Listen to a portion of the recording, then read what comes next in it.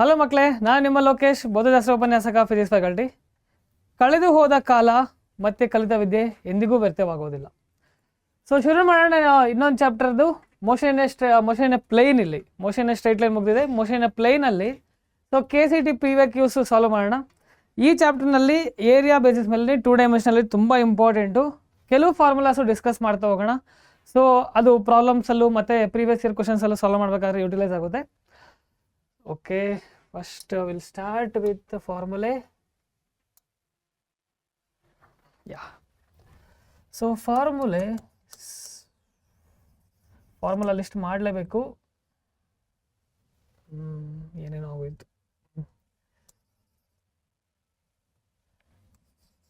ಫಾರ್ಮುಲೆ. Okay, first ಒಂದು general equation ತಗೋಣ. So ವೆಲಾಸಿಟಿಗೆ v is equal to vx i cap plus vy j cap, ಇದು vector ಫಾರ್ಮಲ್ಲಿ. ಅದೇ ರೀತಿ ಮ್ಯಾಗ್ನಿಟ್ಯೂಡ್ ಆಕ್ಸಿಲರೇಷನ್ಗೂ ಇದೇ ಫಾರ್ಮಲ್ಲಿ ಬರೀಬೋದು. ay j ಕ್ಯಾಪ್, ಇದು ಮ್ಯಾಗ್ನಿಟ್ಯೂಡ್ ಮೀನ್ಸ್ ವೆಕ್ಟರ್. ಇದು ಮ್ಯಾಗ್ನಿಟ್ಯೂಡ್ ಆಕ್ಸಿಲರೇಷನ್ ಕ್ಯಾಲ್ಕುಲೇಟ್ ಮಾಡಬೇಕು ಅಂತ ಕೇಳಿದಾಗ ನಾವು ಈ ರೀತಿ ತಗೊತೀವಿ ಅಲ್ವಾ.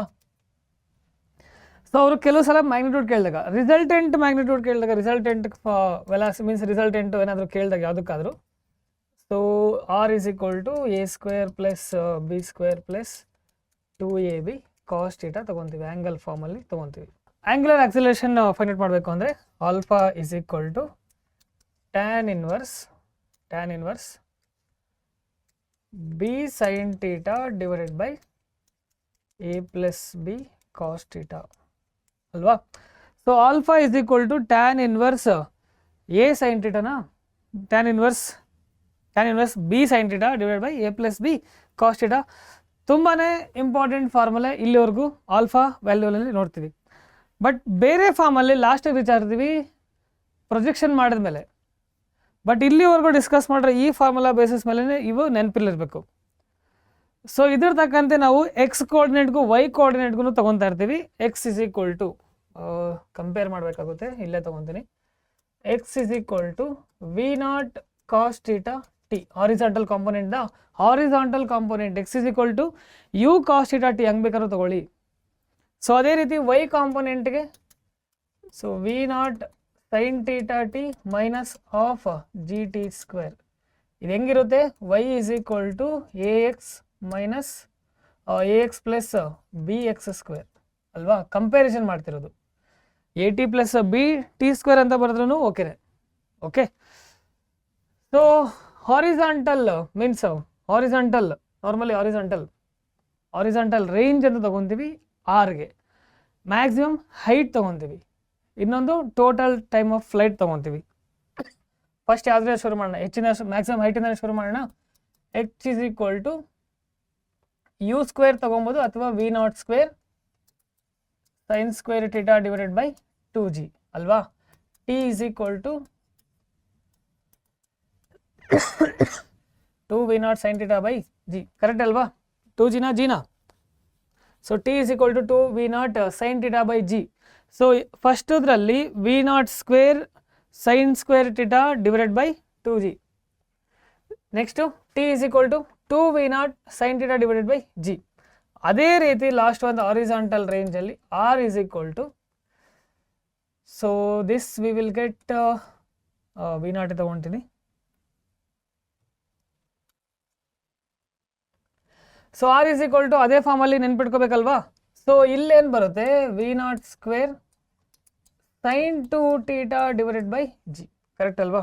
ಫಾರ್ಮುಲಾಸ್ ಎಲ್ಲ ನೆನಪಲ್ಲಿ ಇಟ್ಕೋಬೇಕು. r is equal to v0 square sine 2 theta by g.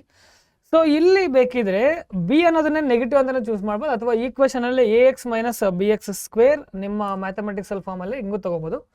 So ಇನ್ನೊಂದು ಆಕ್ಸಿಲರೇಷನ್ಗೆ ac is equal to v square.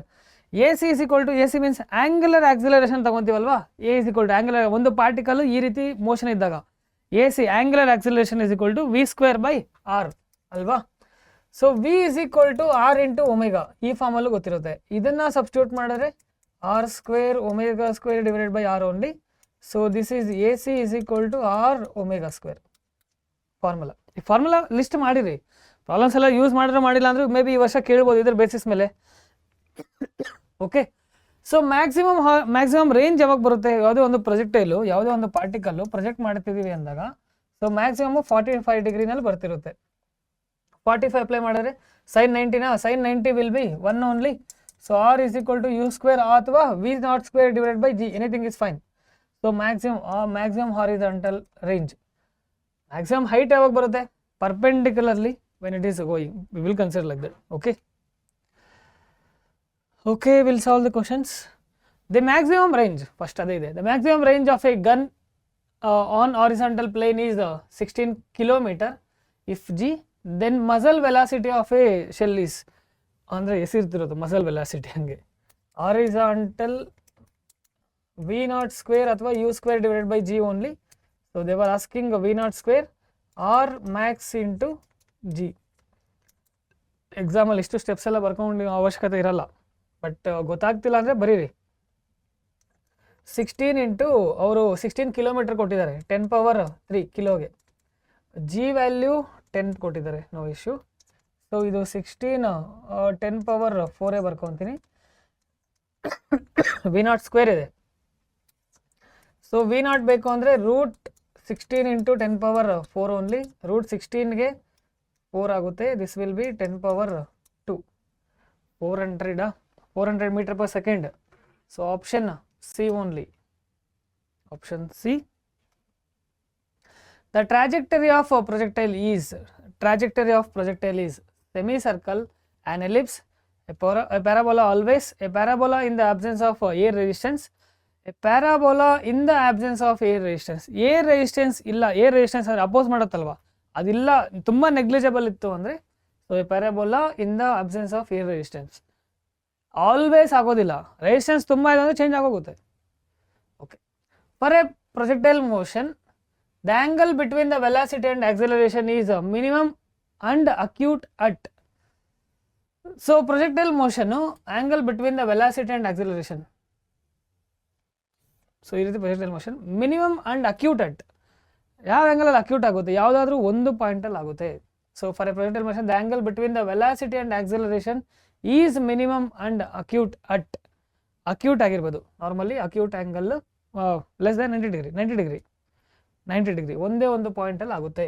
Okay, only 1 point. So like this we will consider.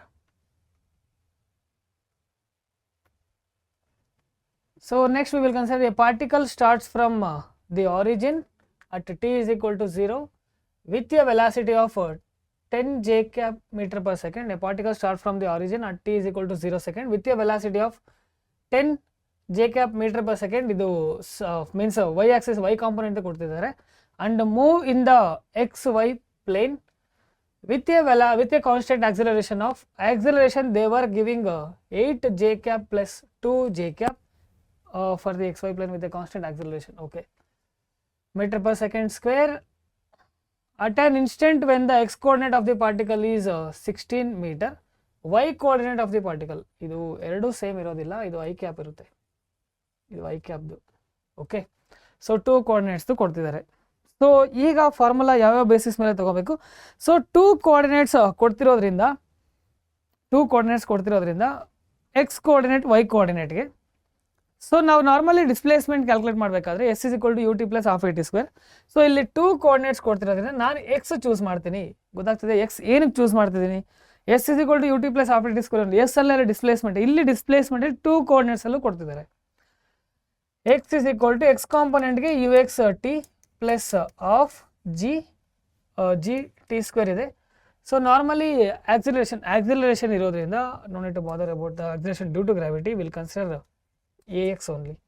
AX component ಅಲ್ಲಿ 8 ಚೂಸ್ ಮಾಡ್ತೀವಿ. But a particle start from the origin t is equal to 0. So initially it is starting from 0 only, starting from velocity. ಈ velocity ನೋಡಿ ಅವ್ರು ಕೊಡ್ತಿರೋದು y component, ಅದು J cap ಅನ್ನೋದು y component, X component ಕೊಡ್ತಿಲ್ಲ. So this one no need to bother. x is equal to half AX ಬಂದು first ಬಂತದು, ಅದು ಆ್ಯಕ್ಚುಲಿ i ಕ್ಯಾಪ್ ಇರುತ್ತೆ, plus into T square. So like this we will consider the equation. Then when the x coordinate of the particle is 16 ಕೊಟ್ಟಿದ್ದಾರೆ. So 2 1s are 2 4s are 4 t square 4 1s 4 4s ಅಲ್ವಾ. So T square is equal to 4 ಆಯಿತಾ. So T is equal to 2 seconds. So next ನಾನು ತೊಗೊತೀನಿ Y ಕೋಆರ್ಡಿನೇಟ್ದು. Y coordinate of the particle is, Y coordinate ಪಾರ್ಟಿಕಲ್ದು ನಾವು find out ಮಾಡಬೇಕು Y ಕೋಆರ್ಡಿನೇಟ್ದು. So ಈ ಟಿನೇ ಸಬ್ಸ್ಟಿಟ್ಯೂಟ್ ಮಾಡಬೇಕಾಗುತ್ತೆ. ನಾನು ತೊಗೊತೀನಿ Y is equal to U Y T plus half U A Y T square half A T square ಅಲ್ವಾ, half A Y T square. So Y ಕೋಆರ್ಡಿನೇಟ್ದು, ವೈ ಕೋಆರ್ಡಿನೇಟ್ ಫೈಂಡ್ ಔಟ್ ಮಾಡಬೇಕಾಗೋದು. U Y velocity U ವೈದು ಕೊಟ್ಟಿದ್ದಾರೆ 10 into time this t we are substituting. Okay, we'll consider later. So of ay ಬಂದು 2 only. So T square ಇದೆ. ಇಲ್ಲಿ ನಾವು T is equal to 2 seconds consider ಮಾಡಬೇಕು ಆ ಟೈಮಲ್ಲೇ. Y is equal to 10 into 2 plus 2 will get cancelled, 2 2s are 4 only. So 24 ಮೀಟರಾ. So X ಕೋಆರ್ಡಿನೇಟ್ದು Y coordinate ಕೊಡ್ತಿದ್ದಾರೆ. ಎಕ್ಸ್ ಕಾಂಪೋನೆಂಟಲ್ಲಿ ನಾರ್ಮಲಿ ಅವರು 0 ಇಂದ ಸ್ಟಾರ್ಟ್ ಮಾಡಬೇಕಾದ್ರೆ ಇನಿಷಿಯಲ್ ವೆಲಾಸಿಟಿ ಏನಿದೆ, but Y component already velocity ಇದೆ ಒಂದಷ್ಟು ಹೈಟಲ್ಲಿ. ಆ ರೀತಿ ಇದ್ದಾಗ 2 ಫಾರ್ಮ್ಸಲ್ಲೂ move in the X Y plane with a constant acceleration of 8 I cap ಅದು plus 2 J cap metre per second square at an instant when the X coordinate of the particle is. X ಕೋಆರ್ಡಿನೇಟ್ದು ಇಷ್ಟ ಆಗಿದ್ರೆ Y coordinate ಏನು ಅಂತ ಕೇಳ್ತಿದ್ದಾರೆ. ಅದಕ್ಕೆ 2 equations ಫಾರ್ಮಲ್ಲಿ ತೊಗೊಂಡು solve ಮಾಡಬೇಕಾಗುತ್ತೆ. Okay, yes you can check the answer will be D only. Two objects are projected at an angle 0 degree and 90 minus theta to the horizontal with the same speed. The ratio of their maximum vertical heights. So heights h1 by h2 ತಗೊಂತೀವಿ. Ratio they were asking h1 by h2.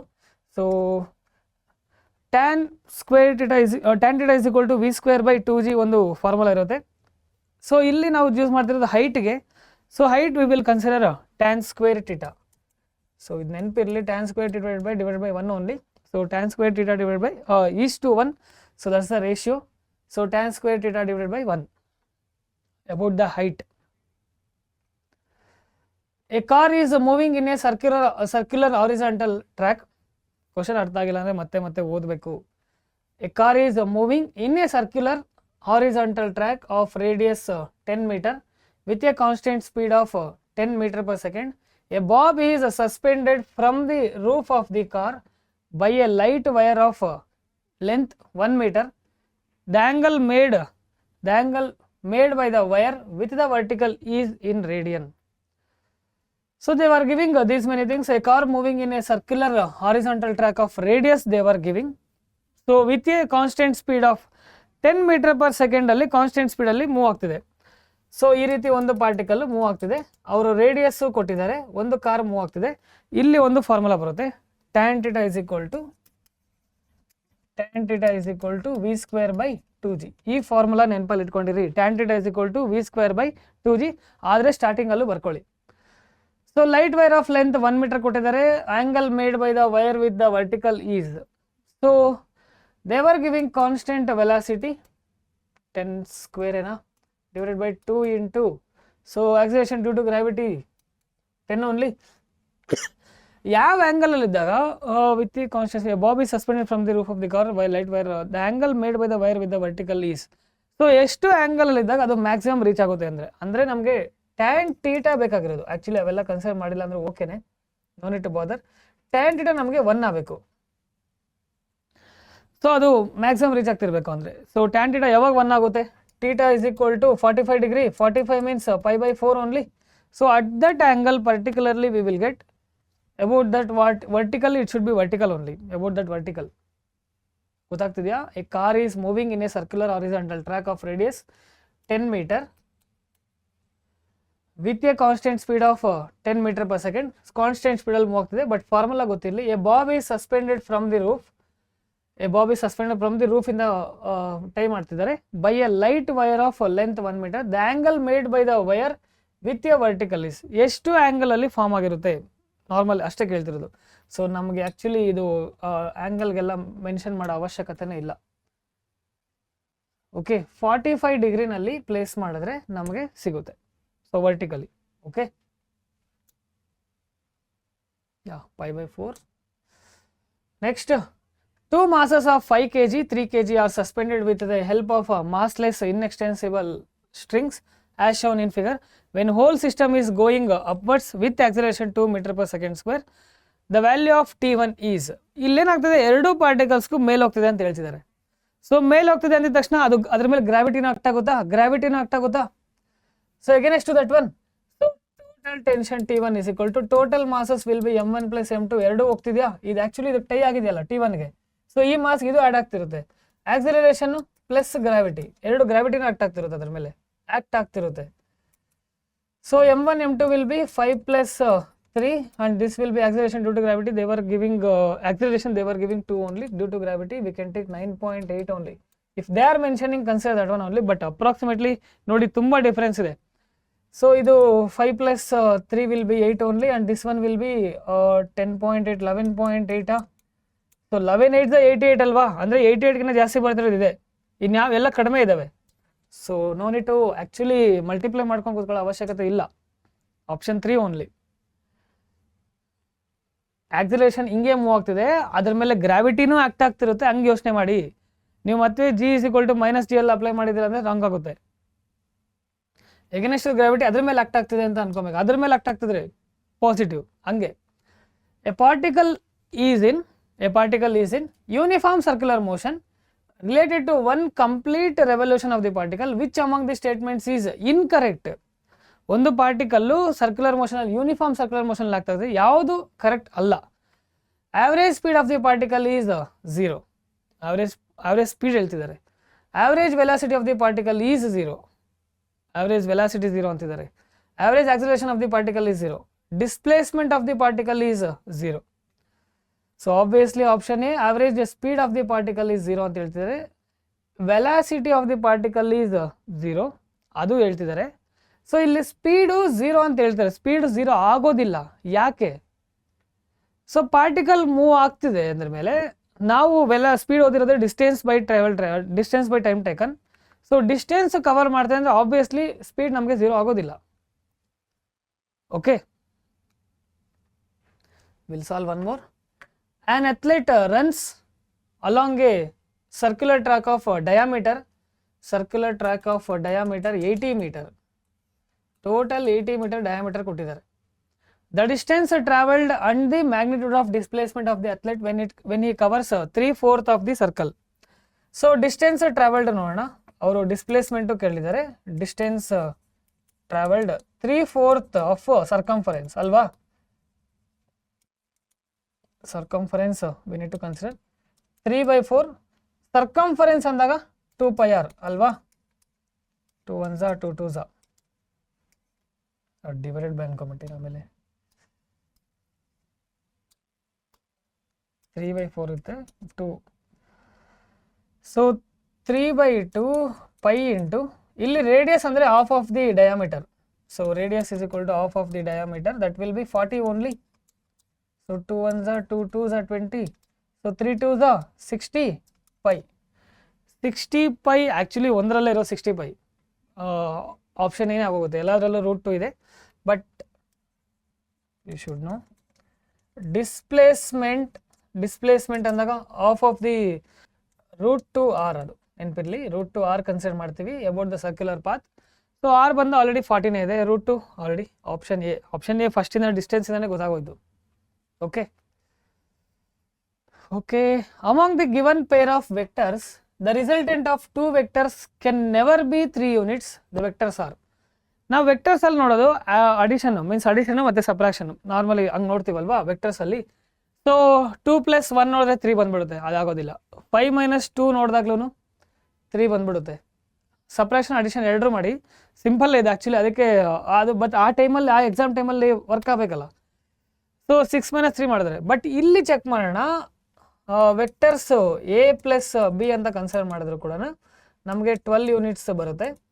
So ಇಲ್ಲಿ A - B ಅಂತ choose ಮಾಡಿದ್ರು ಕೂಡ A - 4 units ಬರುತ್ತೆ. So -4 ಏನೋ ಬರಲಿ ಬಿಡಿ, -4. So ಎರಡೂ situation, ಇದೊಂದು ಸಿಚುವೇಶನಲ್ಲೂ ಎರಡೂ ಫಾರ್ಮಲ್ಲಿ ನೋಡಿದಾಗ among the given pair of vectors the resultant of 2 vectors, resultant ಹೆಂಗೆ ಮಾಡಿದ್ರು ಕೂಡ ನಮಗೆ ವ್ಯಾಲ್ಯೂ ಬರ್ತಿಲ್ಲ, especially resultant. Okay, so that's why option will be D only. Next, a wooden block of mass m, angle ಎಷ್ಟು ಕೊಟ್ಟಿದ್ದಾರೆ ಬಿಡಿ. Another wooden block of the same mass is hanging from the point O through strings are as the shown in the figure. To achieve equilibrium, the coefficient of static friction between the block on the floor with the floor itself is. ಇಲ್ಲಿ observe ಮಾಡಿ diagram. So ಈ block ಇಲ್ಲಿ act ಆಗ್ತಿರುತ್ತೆ, ಇದ್ರ ಮೇಲೆ ಏನಾಗ್ತಿರುತ್ತೆ gravity act ಆಗ್ತಿರುತ್ತೆ. So ಇದನ್ನು ನಾವು ರಿಸಾಲ್ವ್ ಮಾಡಿಕೊಂಡ್ರೆ ಈ ರೀತಿ ಬರುತ್ತೆ. ಸೊ ರಿಸಾಲ್ವ್ ಮಾಡ್ಕೊಂಡಿರೋದು ಇದು ಕಾಸ್ ಥೀಟಾ ಅಲ್ವಾ, magnitude into cos theta, and this will be the sine theta. So tension ಅಂತ ಅನ್ಕೊಂಡಾಗ ಇದ್ರ ಮೇಲೆ ಟೆನ್ಷನ್ ಆ್ಯಕ್ಟ್ ಆಗ್ತಿರುತ್ತೆ ಅಲ್ವಾ, ಸೊ ಟೆನ್ಷನ್. ಸೊ ಈ ಟಿ ಕಾಸ್ ಥೀಟಾ ಮೇಲೆ ಇದರಿಂದ ಏನಾಗ್ತಿರುತ್ತೆ, ಇಲ್ಲಿ ಫ್ರಿಕ್ಷನ್ ಬರ್ತಿರುತ್ತೆ, ಇಲ್ಲಿ ಫ್ರಿಕ್ಷನ್ ಆ್ಯಕ್ಟ್ ಆಗುತ್ತೆ. So T cos theta, so T cos theta is equal to friction, ಅದು ಸ್ಟ್ಯಾಟಿಕ್ ಫ್ರಿಕ್ಷನ್. ಇದರ ಮೇಲೆ ಆಕ್ಟ್ ಆಗ್ತಿರೋದು ಗ್ರಾವಿಟಿಯಿಂದ ಆಕ್ಟ್ ಆಗ್ತಿರೋದು. T sine theta will be equal to M into G, that is a force acting. So ಫ್ರಿಕ್ಷನ್ಗೆ mu M G ಅಲ್ವಾ, mu M G only. So ಎರಡನ್ನು divide ಮಾಡ್ಕೊಳ್ಳೋಣ. This one we can consider 1 only and this one we can consider 1 divided by 2. ಏನಾಗುತ್ತೆ 1/2. So t cos theta divided by t sin theta. Here we will get only mu. mg cancel ಆಗುತ್ತೆ ಬಿಡಿ. So t cancel ಆಗುತ್ತೆ. ಇದೇನಾಗುತ್ತೆ cot theta is equal to mu only. Mu is equal to cot theta. So option A, mu is equal to cot theta. Option A. ಗೊತ್ತಾಗ್ತದೆ ಅಲ್ವಾ. ಈ block ಎಳಿತಿದೆ, ಇದಕ್ಕಿನ್ನೂ connect ಮಾಡ್ತೀವಿ, ಇದನ್ನು resolve ಮಾಡ್ಕೋಬೇಕು. Resolve ಮಾಡಿದಾಗ ಈ T ಕಾಸ್ ಥೀಟಾಗೆ ಇದರಿಂದ ಫ್ರಿಕ್ಷನ್ ಆಕ್ಟ್ ಆಗ್ತಿರುತ್ತೆ, ಇದರಿಂದ ಫೋರ್ಸ್ ಆಕ್ಟ್ ಆಗ್ತಿರುತ್ತೆ due to gravity. Okay, in the projectile motion ಮೇಲೆ ಕ್ವಶನ್ ಕೇಳ್ತಾನೆ ಇದೆ ನೋಡಿ ರೆಗ್ಯುಲರ್ ಆಗಿ. Of a particle on a level ground which of the following remains constant with reference to time and position. ಯಾವುದು constant ಆಗಿರುತ್ತೆ, horizontal component ಅದ ನೋಡೋಣ. ಈಗ ಡಯಾಗ್ರಾಮ್ ಅಲ್ಲೇ ಆನ್ಸರ್ ಇರುತ್ತೆ ಆಕ್ಚುಲಿ. ಅದು average velocity between any 2 points on the path, horizontal component of the velocity, angle between the instantaneous velocity with the horizontal, instant in a particular instant alli. So vertical component of the velocity of the projectile, obviously option 2 only, horizontal component constant ಆಗಿರುತ್ತೆ velocity. So normally ಹಿಂಗೆ projectile ಮಾಡಿರೋದು ಎಲ್ಲ points ಅಲ್ಲೂ ನಾವು resolve ಮಾಡಿರ್ತೀವಿ, ನೆನಪಿದೆಯಾ? ಎಲ್ಲ ಪಾಯಿಂಟ್ಸ್ನಲ್ಲೂ ನಮ್ಗೆ ಇದು ಸೇಮೇ ಬರುತ್ತೆ. ಇಲ್ಲಿ ಆ್ಯಕ್ಚುಲಿ ಎರಡು ಹಿಂಗೆ ಬರುತ್ತೆ, ಮೂವ್ ಆಗ್ತಿರೋದು. ಓಕೆ, ಹಾರಿಸಾಂಟಲ್ ಕಾಂಪೊನೆಂಟ್ ಸೇಮ್ ಆಗಿರುತ್ತೆ. A mass M is hung with a light inextensible string as shown in figure. Find the tension of the horizontal string. Horizontal string ಇದು ಬೇರೆ ಇದೆ, ಇದು ಬೇರೆ ಇದೆ ಟೆನ್ಷನ್. ಬಟ್ ರಿಸಾಲ್ವ್ ಮಾಡ್ಕೊಂಡಾಗ ನಮ್ಗೆ ಈ ರೀತಿ ಆ್ಯಂಗಲ್ಸ್ ಫಾರ್ಮಲ್ಲಿ ಇಲ್ಲಿಂದ ಕರೆಸ್ಪಾಂಡಿಂಗ್ ಆಪೋಸಿಟ್ ಅಂದ್ಕೊಂಡಾಗ್ಲೂ ಆ್ಯಕ್ಚುಲಿ 45 ಇದೆ, ಇದು 45 ಇದೆ, ಇದು 45 ಇರುತ್ತೆ. ಸೊ ಇದಕ್ಕೆ ನಾನೇನು ತೊಗೊತೀನಿ, ಇದರಿಂದ ತೊಗೊಳ್ತಿರೋದ್ರಿಂದ ಇದಕ್ಕೆ ನಾನು ನಾರ್ಮಲಿ ಫಸ್ಟು ಚೂಸ್ ಮಾಡ್ತೀನಿ, ನಮ್ಗೆ ಬೇಕಾದ್ರೆ ಮಾಡಿಫೈ ಮಾಡ್ಬೋದು. T cos theta, T sine theta. So T sine theta this will be equal to the M G ಅಲ್ವಾ. ಸೊ ಎಮ್ ಜಿ ಅನ್ನೋದು ಆಕ್ಟ್ ಆಗ್ತಿರುತ್ತೆ. T sine theta is equal to capital M into G only. T dash sine theta will be equal to that normally, okay ಮತ್ತೆ sine theta ಬರ್ತಿದ್ದೀನಿ.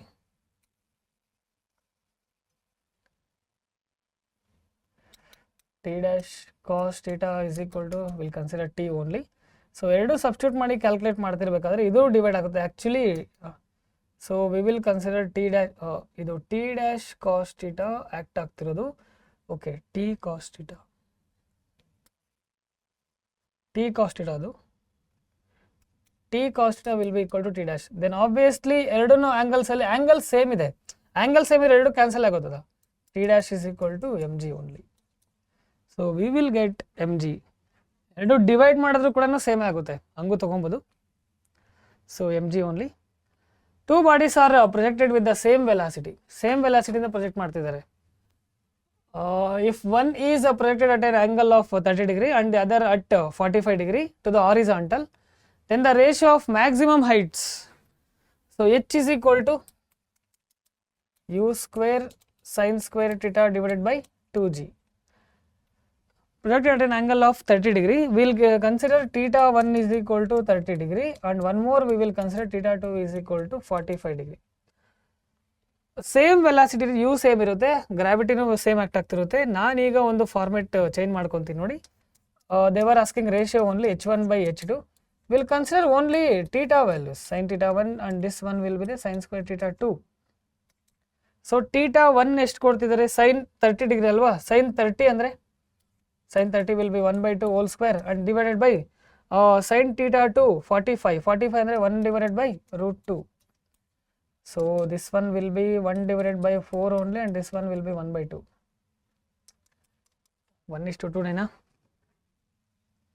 ಯಾ 1:2 only. Just solve ಮಾಡಿದ್ದೀನಿ ಅಷ್ಟೇ. h is equal to u square sin per theta divided by 2g formula use ಮಾಡಿಕೊಂಡು ಕೊಟ್ಟರು ಆ್ಯಂಗಲ್ಸ್ನ choose ಮಾಡಿದ್ದೀನಿ. So the velocity of a projectile moving along X axis ಇರೋದು. The projectile moving along X axis is given as v is equal to x axis ಬಿಡಿ.